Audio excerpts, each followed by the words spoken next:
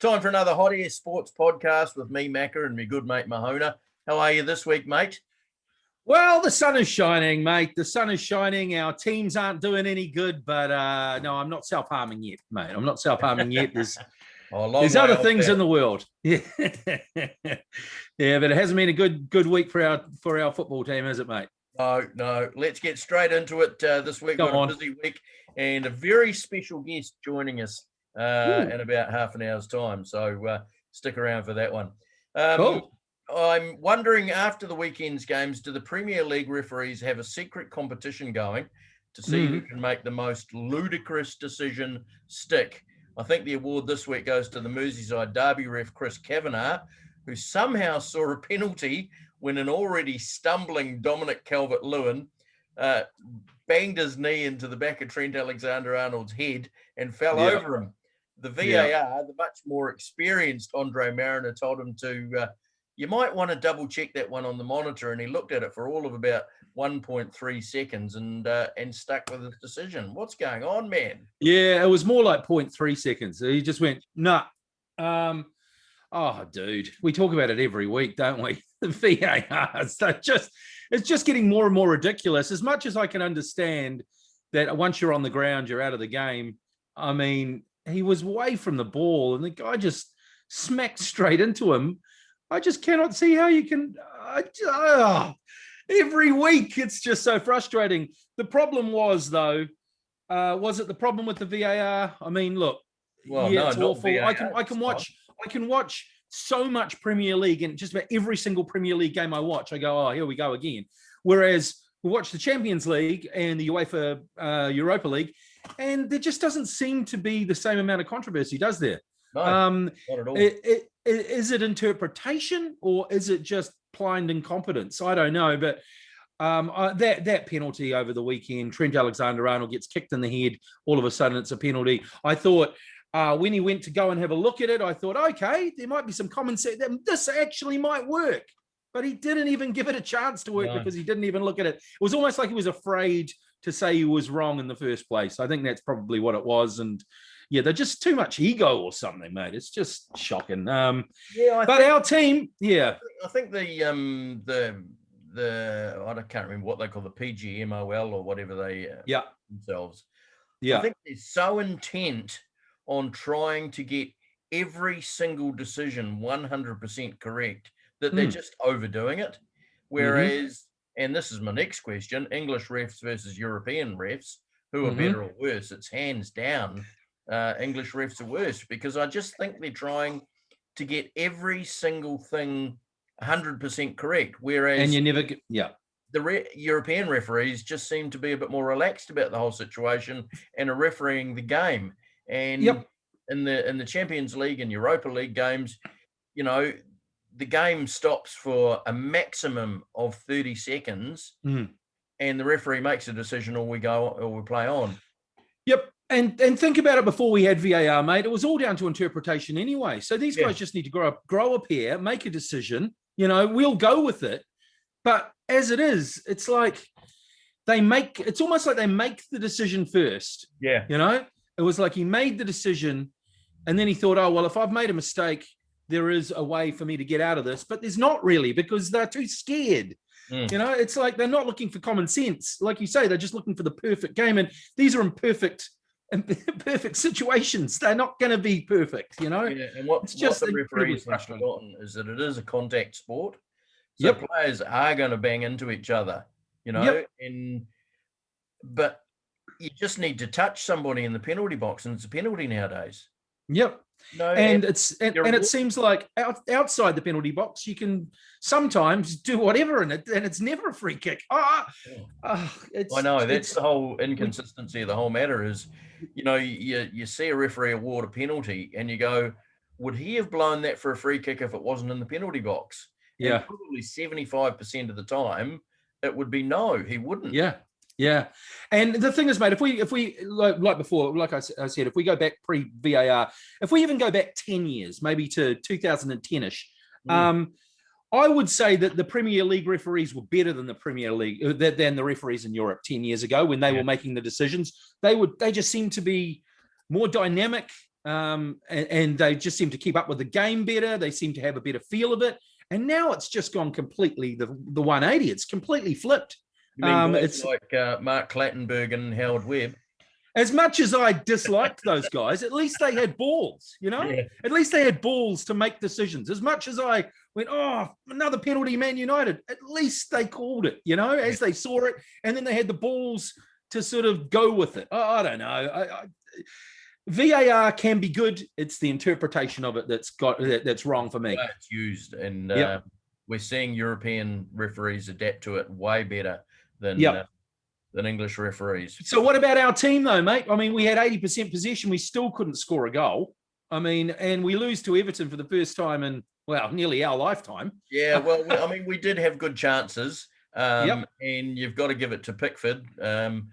He made some good saves. He was on fire, Jordan Pickford in goal, and any other goalkeeper possibly wouldn't have made those saves, and it could have been a completely different story. So, I mean, we're not playing like we did last year, but I mean, we'd be superhuman if we were able to play like we did last year. But Man City aren't they? I mean, I think they've won. Well. Yeah, I mean, we're having the season that City had last year. Yeah. The thing is, they've won 19 games in a row. I mean, they're going for the world record. I think the world record's 24 games in a row. The thing is, last year they got a pass because Laporte was injured and because they'd lost company. This year we've lost Van Dijk, and people talk about it occasionally, but they're basically saying we've fallen off a cliff. We're useless. We had so many injuries. The style we play is a problem for me. It's so high pressing, it's so high tempo, and in this COVID thing where they're just playing game after game after game, some of them just look exhausted. So that's one problem. Another problem for me is Liverpool is an emotional club. We're driven on emotion. We would never have beaten Barcelona 4-0 without that crowd. We would probably never, a number of those close wins over the last couple of years, we probably wouldn't have got across the line without the crowd. And I know all teams have it, but an Anfield crowd is different from a normal football crowd. And I'm sure they are a 12th man. And we are so missing the crowd, Another thing, Jurgen Klopp obviously has had a few issues this year personally. There's just so many things.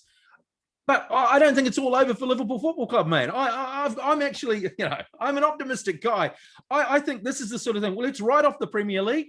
We're going to win the Champions League. You heard it here first on the Hot Air Sports Podcast. Liverpool for the Champions League in 2021. Quite right. I mean, I still feel comfortable that we'll make the top four. And, I mean, look at the players that we've got available to us this weekend against Sheffield United. Fabinho's back, Navigator's back, Diogo Jota is back. That's a big one.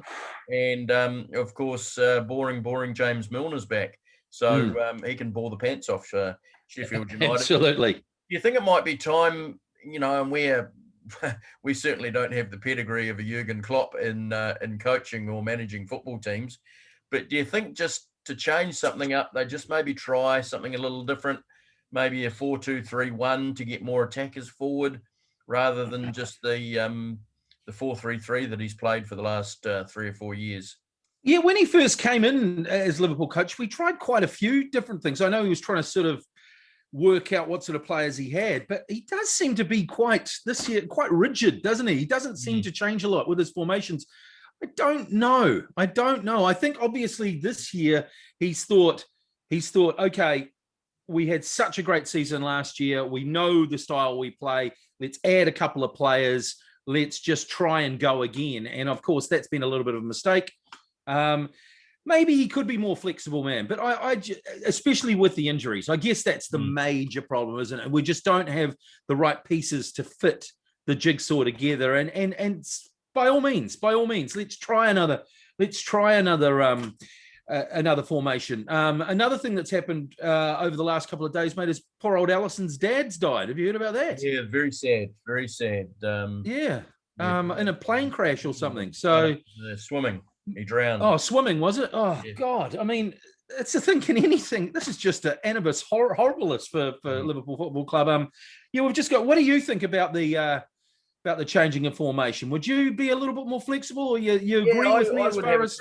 I have noticed that sometimes in the European games, rather than just the straight 4-3-3, the centre forward, Bobby Firmino drops a little deeper, and they play more with a diamond 4 in the midfield with Salah and Mane up front.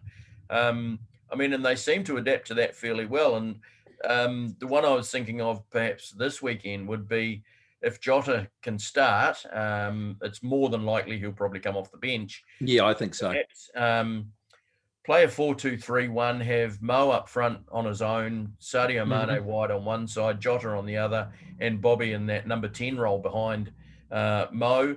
If Jota's not ready to start, perhaps Oxlade-Chamberlain wide on the right. And the two in behind, I would probably go for Thiago and Naby Keita if he's fit. Yeah, or Milner. Or Milner. The thing with that, the person that I think that's played almost the best in that number 10 role, they're just behind the two strikers when we've played that, for me, this season, played really well in the Charity Shield in that position as well as Minamino. And he's actually scored again for Southampton. He's now scored more goals in the Premier League this year than the entire Liverpool team. Was it a mistake to let him go on loan, you reckon? I mean, he can play in those multiple positions. You still don't think it's a mistake to leave? I think he could have been a real handy player for us, mate, over the last few weeks. But he never did it, did he? He had plenty of chances. Did he? Yeah. Did he have plenty of chances? The last time he played a full game, he scored a goal. He played really well, and then he didn't play for a month. So, I don't know. We've got different opinions on this guy, haven't we? I mean, he's playing in a different system, for starters. And as we've just talked about, Klopp seems quite happy with the tried and true 4-3-3, and it doesn't quite fit Minamino. I think he would fit a lot better into a 4-2-3-1 where he could play that roving behind the front striker, or even a 4-4-1-1 situation. That's probably his best role, which I think he was playing for Salzburg before he joined us. So he was. Yeah, it'll be interesting. Now, a couple of weeks ago, we said that relegation looked set already with an 8-point gap between 16th placed Burnley and the bottom three of Fulham, West Brom and Sheffield. Yeah. Fulham have been unbeaten in their last 4 games with 2 wins and 2 draws, and has now closed that gap to 3 points, with Newcastle dropping perilously close to the relegation zone. Is Steve Bruce starting to look at the job seeker ads? Yeah, it's squeaky bum time already in Newcastle, isn't it, mate? I mean, and the final game of the season, you know what the final game of the season is? Newcastle versus Fulham. It's the last game of the season. And you can just see it being one of those games, can't you? They're missing their striker at the moment. They signed from Bournemouth. Can't remember his name. Callum Wilson. They're missing him. He's been injured for a couple of weeks now, and they're really missing him. Alain Saint-Maximin made a comeback last week and scored a cracking goal. He'd be one, I think, if Liverpool were sort of looking for players. He's been off a long time for COVID, but he's so dynamic. I absolutely love him as a player. But he's playing for Steve Bruce, unfortunately, and he doesn't get the ball in the right positions. Yeah. I would be really worried if I was a Newcastle fan. I like the way Fulham are playing. I think Scott Parker's got him humming. And in the midfield, they've got the bit little and large. They've got Andre Frank Sambo Anguissa along with who's that other the little guy? I can't remember. Anyway, they've got a beautiful. I like their style, their shape, the way they're playing. They just seem to know their roles, and they're always in the game, even when they lose. The addition in the mid-season transfer window of the striker Josh Madger, absolutely proved a bonus. He's already scored a couple of goals. And he was a star in Sunderland Until I Die, if you remember the second season of Sunderland Until I Die.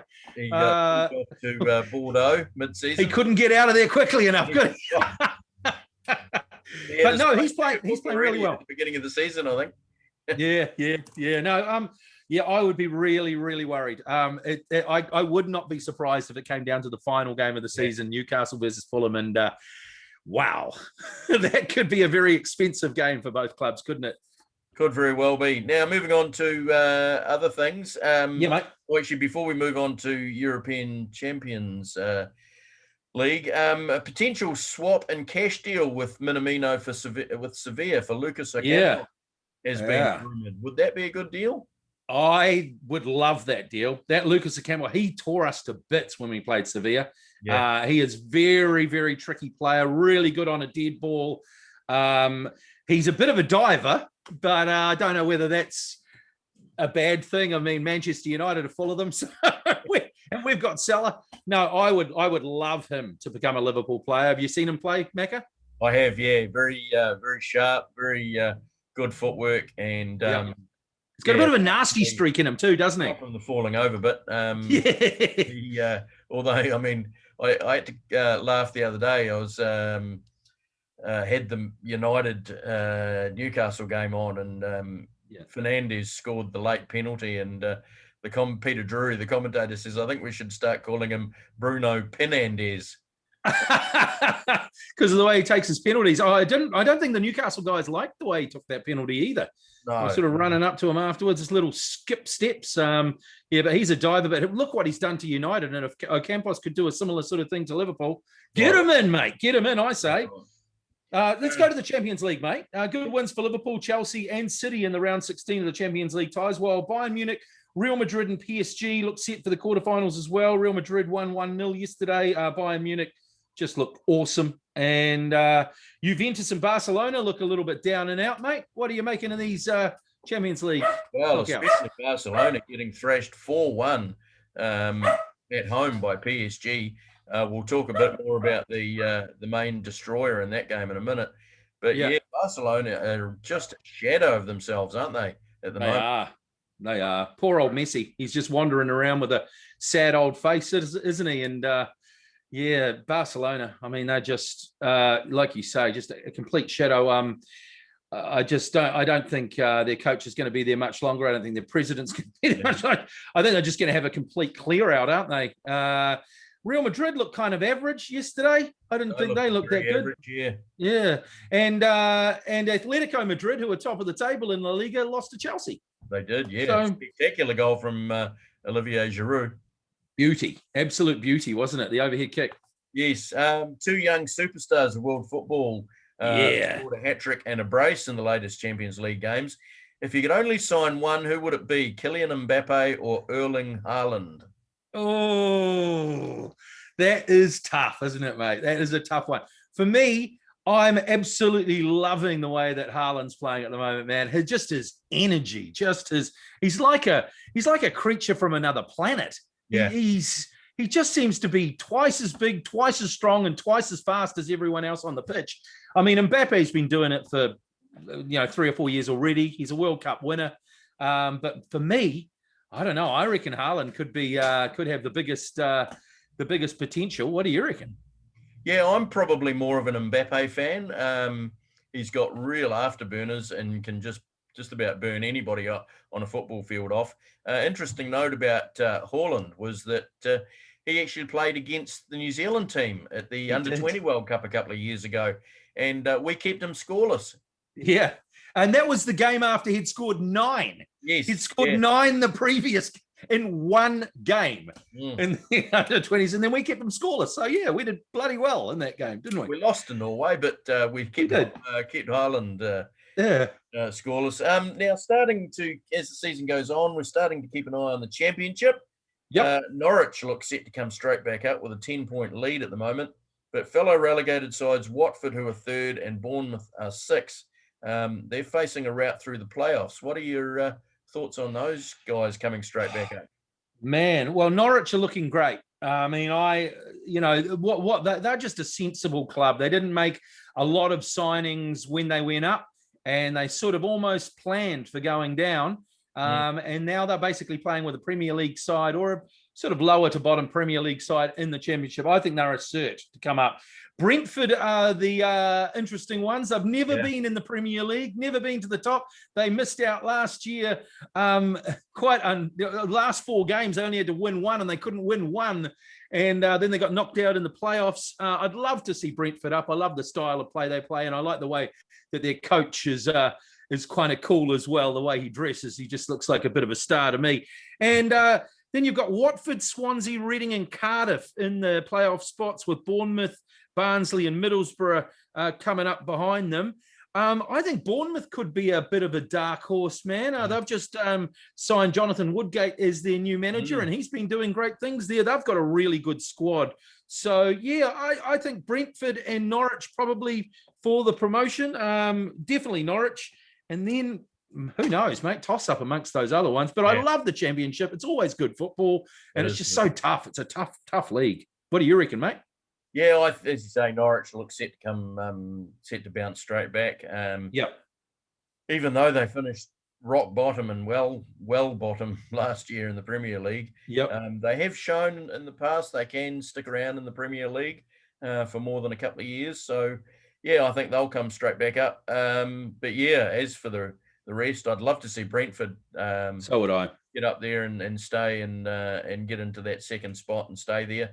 But yeah, the playoffs, it's a gamble, it's a real lottery, just like, playoffs in any sport.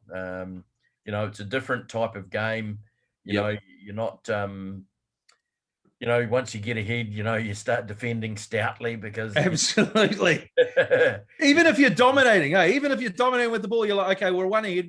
We just want them to blow the whistle. Everyone, that's the thing, when you're watching as a spectator, especially as a neutral, you often go, what are they doing? Why are they doing that? But it's so hard to get the mentality of a team when you're in the lead and all you need to do is maintain that lead. Things change, and that's what makes football so great. And also the fact that a team with basically no stars at all and no shots on goal, a bit like Crystal Palace against who did they play the other day? Brighton.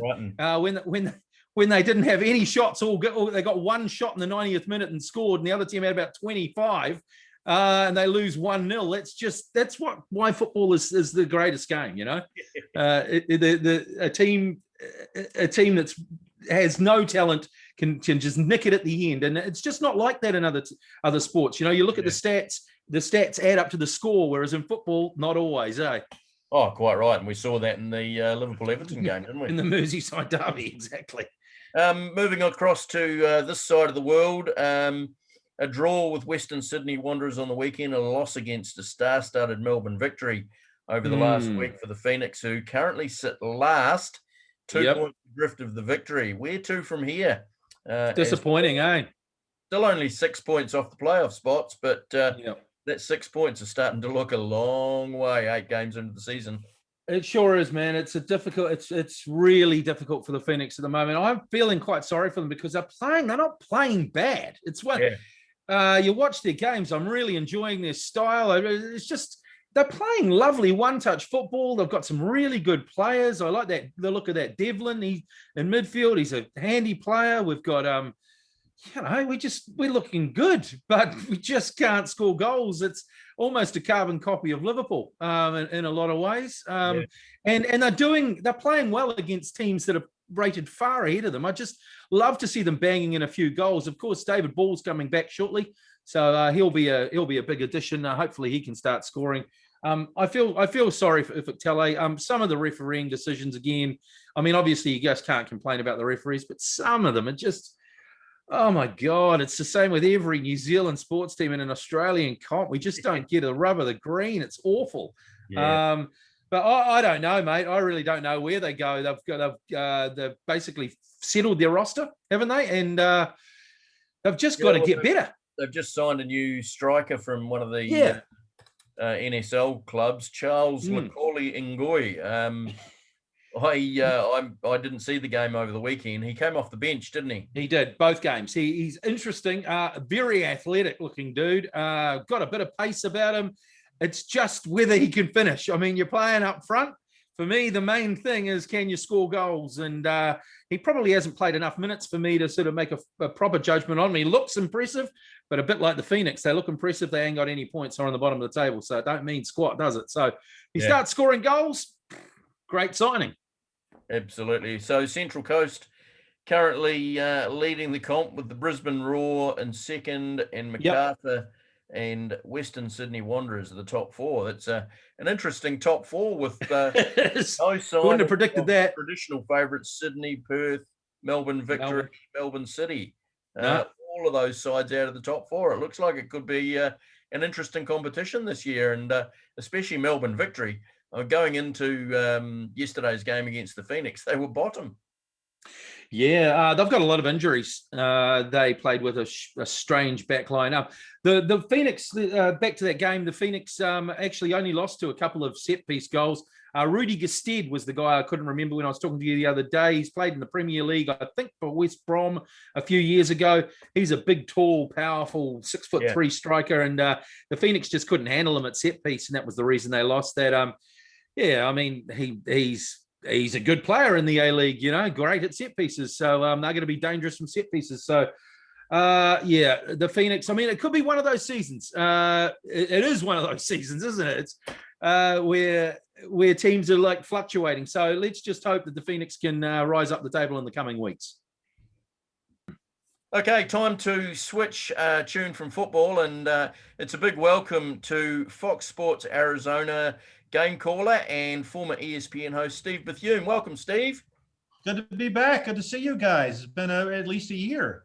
Yes, it has been a year since we last spoke, and we were just talking off air about the differences that are facing the baseball players this coming season. How are you seeing it from the early looks at spring training? Well, it's a very different circumstance, certainly, than we're used to for spring training, which with the Diamondbacks is all about access. And obviously that is the first thing to go at the top of the list is access to players and everything. Last year at spring training, we had what was a very normal spring training until it suddenly stopped right about this first or second week of March, I want to say. So clearly there are different rules this year. They have eased a bit compared to last regular season because we're making some advancements here with vaccines. I think right now in the US, about 1 out of 5 people have had their vaccination shots. So we still have a long way to go there, but the media has very limited access. You have to be accompanied. If you want to have designated zones where reporters can stand that are away from the players.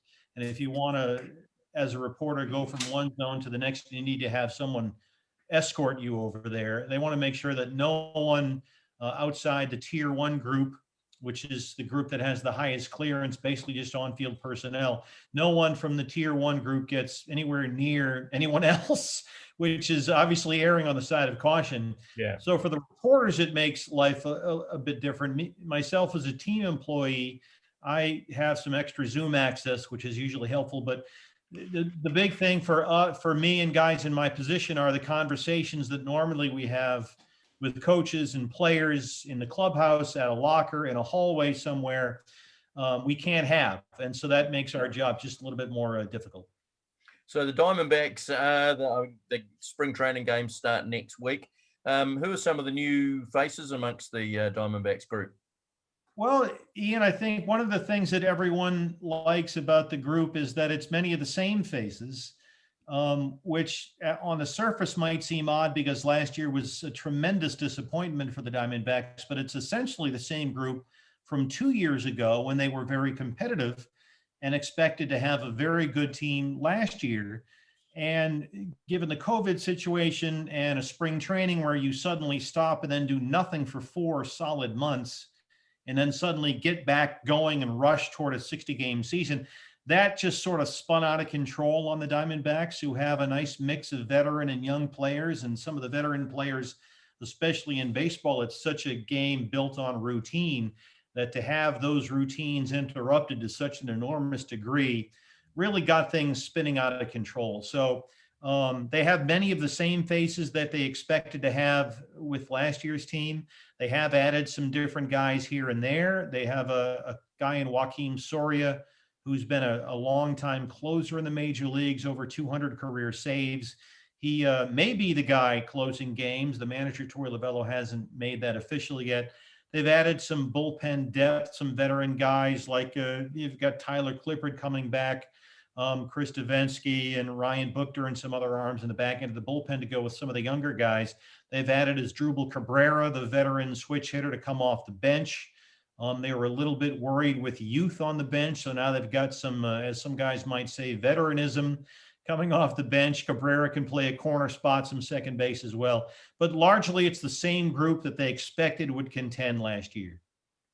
And the the Diamondbacks, they're facing a tough division this year, aren't they? With the the Dodgers, who were last year's world champions, and of course the Padres, who have done some incredible work over the offseason.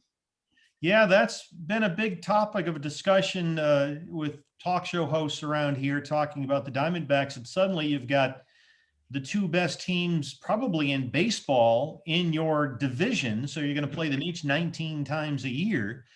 And that's a lot when one team has a $240 million payroll in Los Angeles, and the Padres, who 2 years ago had a $90 million payroll and now are at about $180 million. And they have some of the best players in the game, some of the game's true stars like Cody Bellinger and Mookie Betts and Manny Machado and Fernando Tatis Jr. We're going to see an awful lot of those guys. Yeah. But money can't solve all your problems. Payroll is nice. Payroll helps cover up for some mistakes. If you make a bad signing that doesn't quite work out, or you make a trade that doesn't work out the way you thought it might, or if you have a key injury, that's where payroll can really give you, in a sense, some air cover. And the Diamondbacks certainly aren't on the low end of things. They had a $120 million payroll. I think right now we're at about $90 million. So we expect to be very competitive and give those guys, pardon the pun, a run for their money. The Padres have really consolidated in that in the pitching area too, haven't they? With Darvish and Snell. Yeah, they've added Darvish. They've added Blake Snell, who won a Cy Young a couple of years ago with Tampa Bay. Darvish was the Cy Young runner-up last year. They've also added Joe Musgrove from the Pittsburgh Pirates, who's a very good pitcher. At the end of at the trade deadline last year, they got Mike Clevinger, an excellent pitcher from Cleveland, but he turned up with an injury. Now has Tommy John is done for the year, so you won't get Clevinger. But I think with San Diego, two things have happened. One, they got a new owner, Peter Seidler, who's got apparently a whole bunch of money, and has decided that they are going to conduct business like they're a big market team. I think they're the 8th largest market. He insists they're a big market team, and they're certainly spending like one. So, and God bless them, it's great for the game, and it's created a lot of excitement in San Diego. But so that's happened. They have a lot more money. And the other thing is they've had a GM now in AJ Preller, who's been the general manager in San Diego for a while now. And I think, just in my own opinion, over the course of his tenure, he's learned how to put together a roster. And if you think back a few years ago, the Padres have done this before, not quite this financial level, not this type of money they're spending, but they've had years where they brought in Matt Kemp and Justin Upton and James Shields and some other guys, and they made a run and they went all in, which is a term people like to use. And it didn't work. It didn't work at all. But I think Preller has learned over the course of his tenure how to put together a big league roster. And they figured out that at the end of last year, they had a team that could win the World Series right now. And they went all in. They stocked up on pitching, not only in the rotation, they've added to the bullpen. They got a very good player in Kim, the Korean shortstop from the Kiwoom Heroes, who they signed to be sort of play all over the infield. They've added Mark Melanson and some other guys in the back end of their bullpen. So they've really upped the ante, as it were. But I think that's been part of their evolution. And now in their minds, I think they're finally where they want to be. And another team in your division, the Colorado Rockies, they've gone the other way, haven't they, now, with especially getting rid of Nolan Arenado? They've had a tough time. The Rockies are in a bit of a disarray. There was some controversy going into last year after they gave Nolan Arenado, who for my money has been the best player in the league for several years. We get to see Nolan Arenado 19 times a year. He is sensational. People don't realize what a great player he is. But they gave him I think it was $280 million, something in that neighborhood. And apparently with the guarantee that wasn't going to be it, they were going to spend more money and put good players around him. Arenado didn't felt that they did that, certainly not enough to his liking. And there was some bad blood there last spring with him and their GM, Jeff Bridich, that carried over into this year, where in a sense because he had opt-outs in his contract, and they thought, well, the way we're going, he might opt out. Maybe we should get what we can for him now, move some of that money and get something in return. So that's what they've done, which obviously has upset the fan base there, understandably. But now the question becomes, they have another great player in Trevor Story, their shortstop, who's about to become a free agent. And one, can they afford to pay him? And two, will he even want to stay on a team that has now moved Nolan Arenado along the road? So they have a lot of questions in Colorado, no doubt about it. Yeah, 2 years ago when I was there at the Diamondbacks for a month or so, they actually had one of the best infields in the whole game, didn't they? With Reynolds at first, LeMahieu at second, Story at short, and Arenado at third. Yeah, if you think about it, they've sort of gone backwards in that regard. DJ LeMahieu has been an MVP candidate since he went to the Yankees and just re-signed there. Trevor Story is a tremendous offensive hitter and a very underrated defensive shortstop. He's a terrific defender. We know about Arenado. Yeah, there was a while there when you throw in Charlie Blackmon in the outfield and maybe going back to Carlos Gonzalez. That was a formidable offensive lineup playing in that ballpark at that high elevation where the ball actually just flies. Yeah. And now they've become quite the opposite. They have some very good pitchers. The Rockies, ironically, have a pretty decent starting rotation, but they're going to have to hang their hat on their pitching, which is tough to do in Colorado.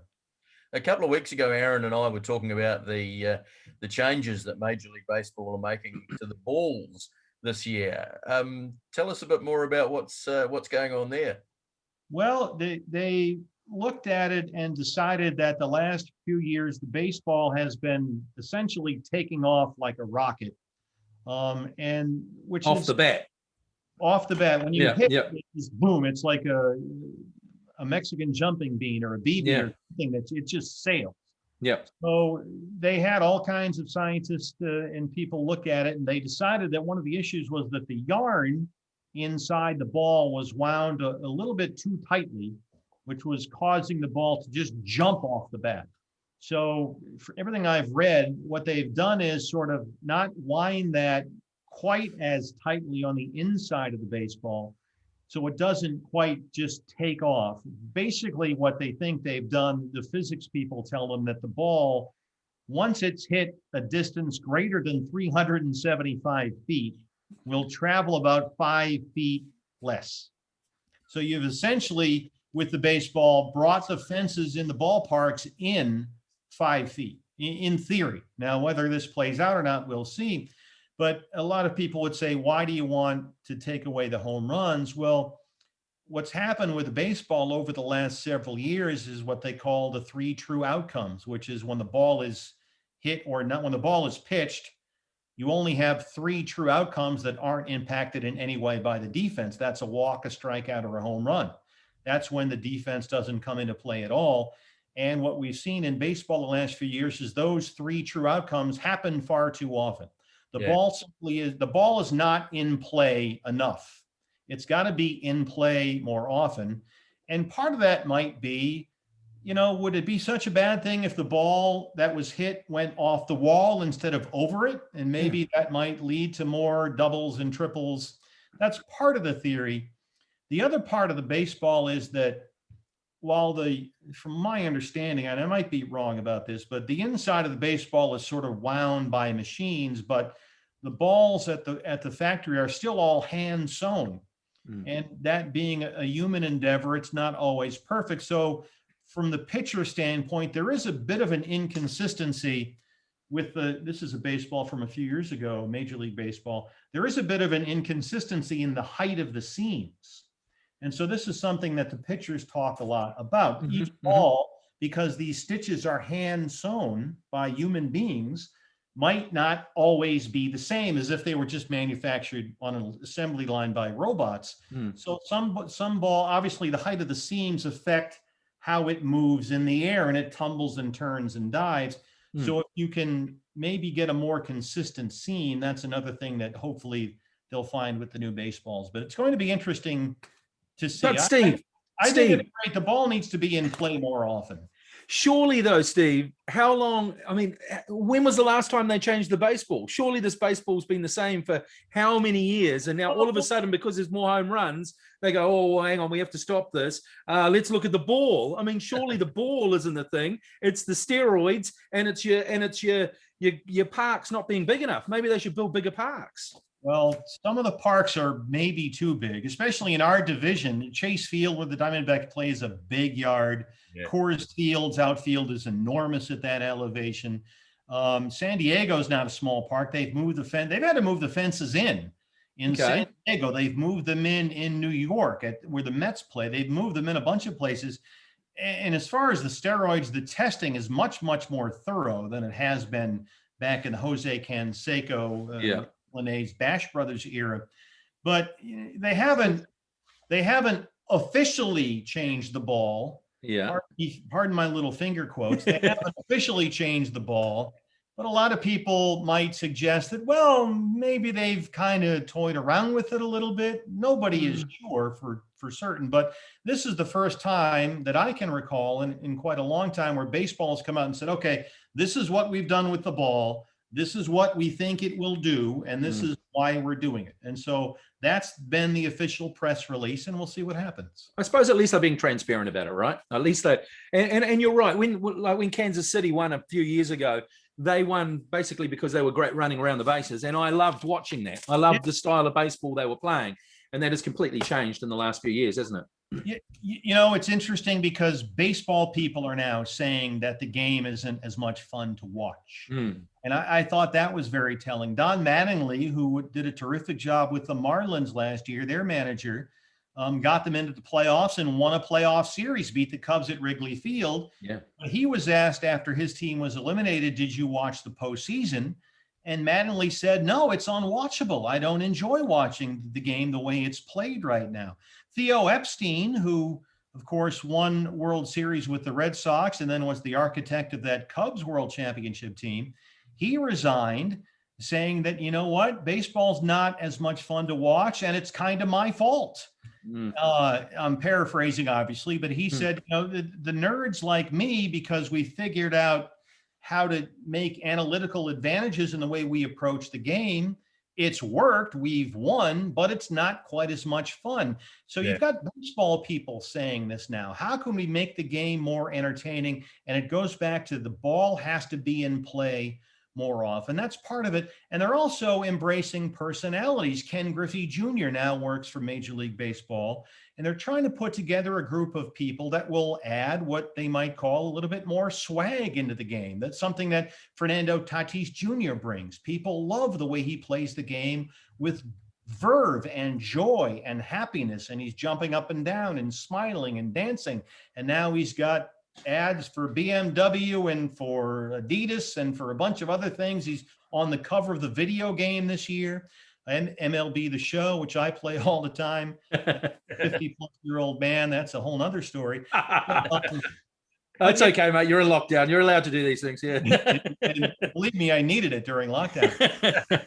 They're trying to make the game more fun and sort of embrace the idea that it needs to be more fun. And I think that's definitely the right move.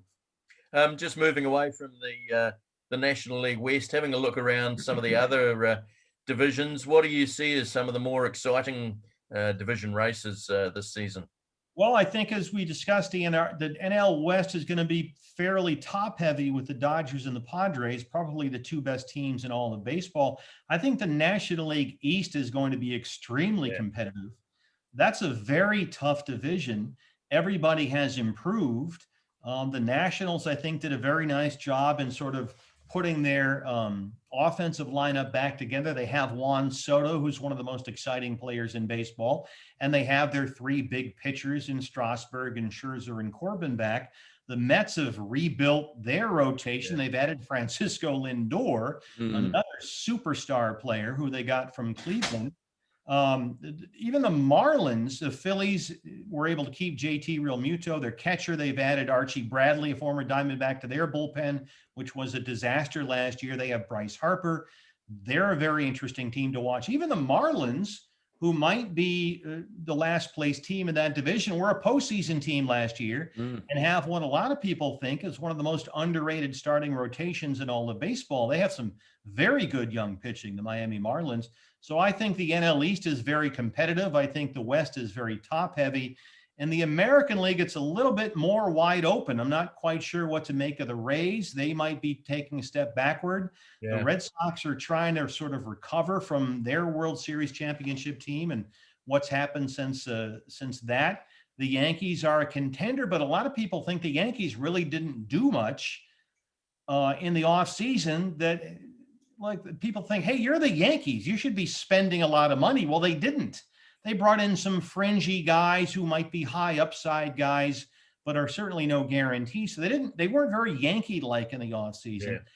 Yeah. I think the White Sox are going to be a fascinating team to watch. The White Sox are loaded with some studs. They have got some great hitters on that team and some pretty good pitchers, guys like Lucas Giolito. So that's the way I think the American League is going to go. But we're going to have our hands full in the National League, no doubt about it.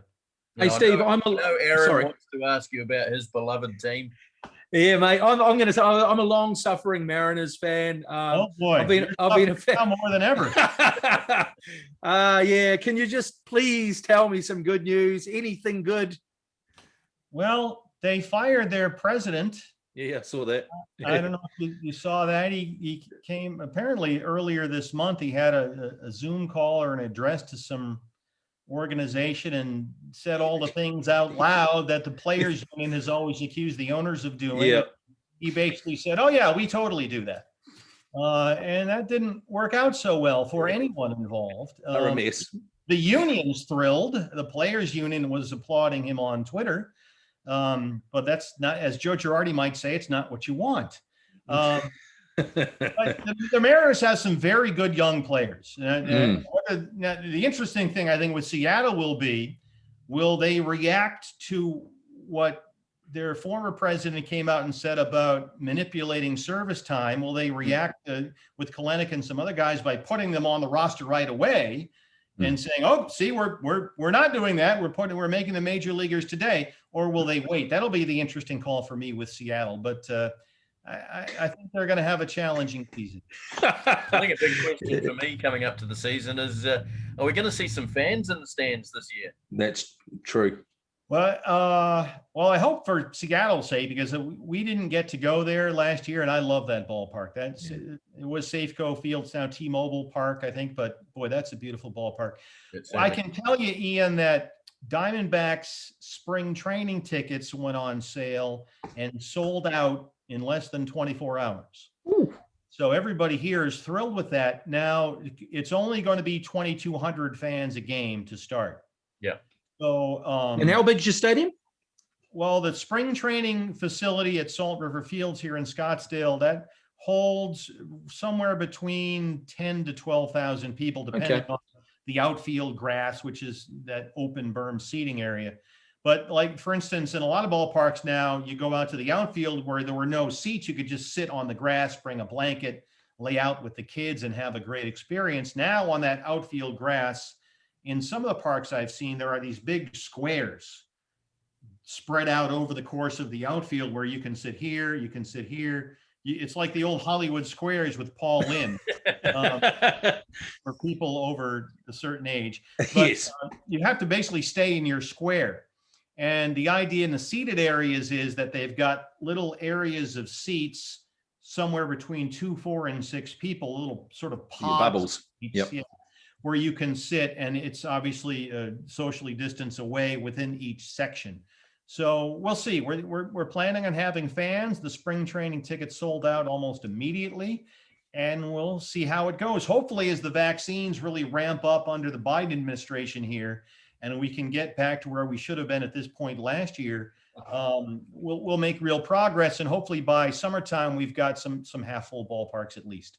Moving away from baseball, it was sad to see our favorite golfer, Tiger Woods, involved in a car crash the other day. What's another one feeling?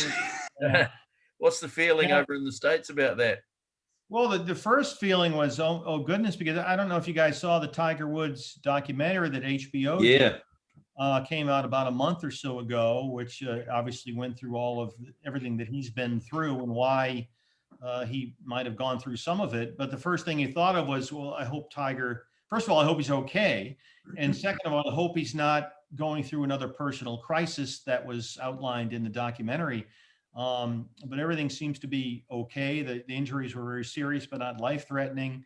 There were a lot of news conferences with the officers arriving on the scene, the first responders. So, yeah, the initial reaction was, oh no, I just saw that documentary. Here we go again. Hopefully it's not anything personally, a personal crisis in his life. Aaron? Yeah, mate. Steve, just before we go, a couple of weeks ago, we had a GOAT discussion here. Of course, Tom Brady won his seventh Super Bowl, and we're all sick of hearing about him. No, we're not. Okay. I grew up in Massachusetts. I'm a Boston guy, and I literally. Yeah, well, you know, he grew up in California, don't you? Tommy emerged from Plymouth Rock, Massachusetts. All the San Mateo, California stuff. That's myth. And you know, he didn't win the seventh. He was sprung from Massachusetts soil by divine force.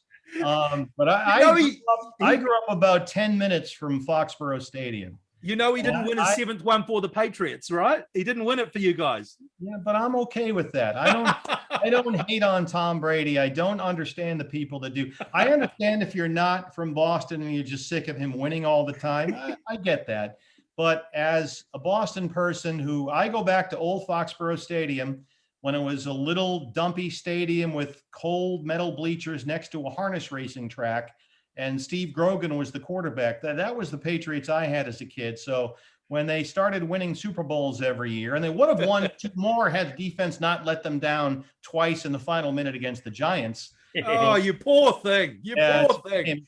I don't hate on Tommy. Let's leave Tommy be. Let's just let him keep winning. And if he wins for other teams, that's fine. Okay, so we had this GOAT discussion anyway. We were talking about the greatest of all time, because obviously they're saying Brady is now the greatest of all time as far as quarterbacks go. Love to know from you what you were even a debate. Okay, well let's move away from 7 Super Bowls. Let's move away from American football. Who's your GOAT? Who's your greatest of all time athlete? For athlete across all sports. Give us a top 5 or give us some of your favorite athletes. Besides Tom Brady. My guy's Greg LeMond. Great call. I'm a big cyclist. I'm an avid cyclist. I've been to the Tour de France several times. I've taken trips there to go see the race and ride the mountains. I grew up a long 40 years and 40 pounds ago as a runner.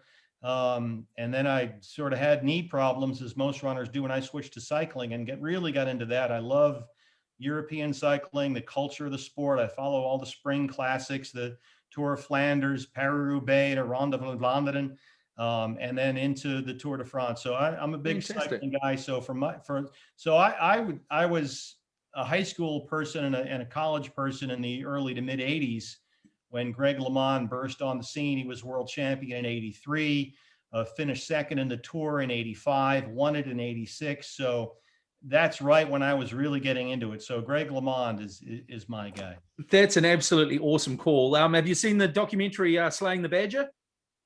I love that. I've seen absolutely brilliant, isn't it? Yeah, I agree. I've probably watched it a dozen times on flights, on road trips for the Diamondbacks. I have it on my computer right here. I have the book, in fact. That's really well done. Bernardino is a fascinating guy. I would highly recommend that to anybody who just enjoys sports, because a lot of people don't realize I think you have to have a certain understanding of the way cycling culture worked. When LeMond was coming up, it was very European, something that I think they really touched on in that documentary. They did. But what he went through to win that tour is just amazing. And I still watch every stage of the Tour de France. I watch all the classics. I was crushed when we lost Paul Sherwin. I got to meet Paul when I was at the Tour in 2004. we had a quick meal together, and my wife and I were crushed when we lost him, and I know Phil Liggett was, and it's not quite the same with just Phil, but we're happy to at least still have Phil. But Yeah, God bless you both. Before we go, quick prediction: who's playing the 2021 World Series? Well, the Diamondbacks in the National League will finally get there. Good call. I'm going to go American League. I'm going to White Sox. I'm all in on the White Sox. I think like that it. if they stay healthy with some of the guys they have, and you've got Abreu coming off an MVP season, I think the American League is somewhat wide open, and I kind of like the White Sox. Is not quite a dark horse pick, but I'll go with Chicago. So there we go, folks. It's going to be Chicago White Sox, Arizona Diamondbacks World Series, according to Steve Berthiaume. Steve, thank you very much for your time. We really appreciate it, and we'll hopefully get you back at some stage during the season to update us on how we're going. Well, an interesting chat there with Steve Berthiaume live from his home in Phoenix, Arizona. Time what to a move top on bloke. to some more local stuff. Cricket, the Black Caps have started the series with a hiss and a roar, thrashing Australia by 53 runs in the first of 5 T20s, and then winning a close one in the second game in Dunedin. And in game one, the highlight for me was Devon Conway, unbeaten on 99 and giving him 5 scores over 50 in his first 7 innings. Is it time he was put in the test team? But if so, all who's 3 forms. Chuck him in, all 3 forms. The man can play. Get him in there. He's class. Absolutely. But who does he take? Whose place does he take? We were talking about this earlier. Does he take maybe Blundell's place, maybe Henry Nichols' place, or maybe, as you said, maybe this could be a controversial call, maybe Ross Taylor's place? Well, yeah, it's be sad to see, obviously. Roscoe's put in such sterling service for New Zealand over the year. I can't see them dropping him.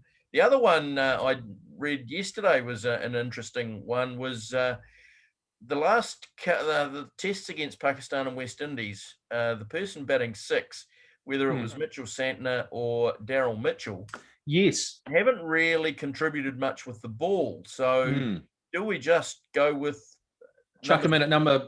Yeah, that would definitely extend our batting lineup. It's sort of, I suppose that could be a horses for courses thing, depending on what the pitch is doing. If it's just a seamer, we've got 4 great seamers. Why do we need Mitchell or Santner in there? For sure, throw them in. It definitely, makes our batting lineup a lot stronger, doesn't it?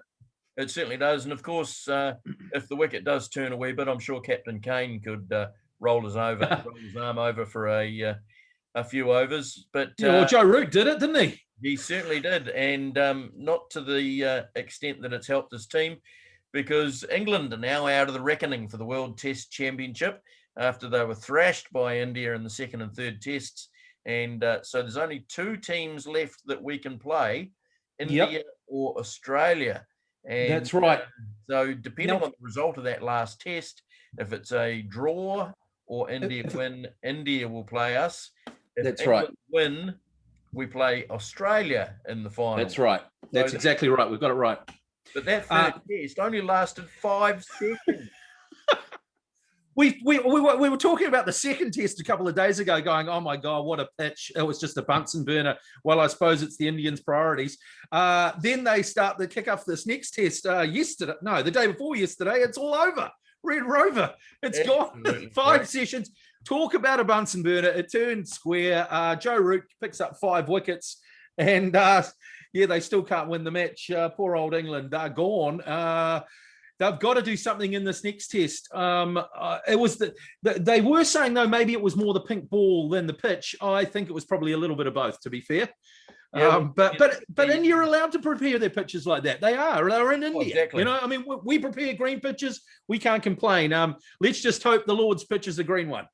Yeah, well, I mean, you look at the scores when in the 4 completed innings, 145 was the highest for India. They, of course, only needed 49, and they got that without the loss of a wicket. So a 10-wicket crazy.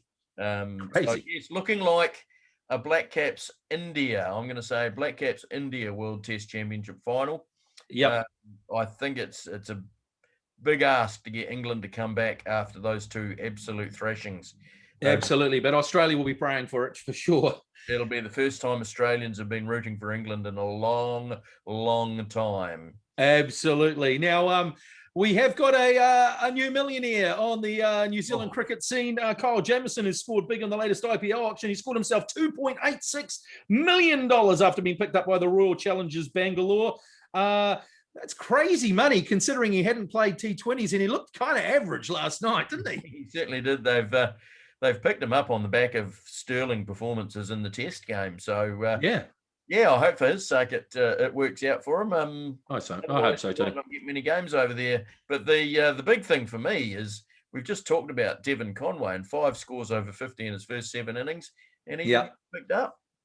It doesn't seem to matter where if you don't score your runs in India or the Big Bash, it doesn't matter. They just don't rate you. So it's where you score your runs. Marty Gupta finally scored some runs last night, though. I was on his back and saying he wasn't scoring enough. A 50 ball 97. So good on him. He's showing that form is temporary and class is certainly permanent. We're nearly reaching the end of this podcast, aren't we, Maggie? We're running out of time. We certainly are. It was fantastic having Steve Berthiaume as our guest. Good.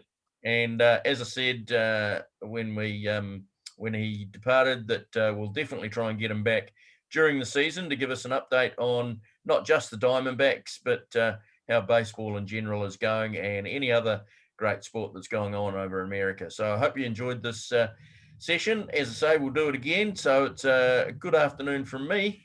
And it's good night from him. We'll see you later next time.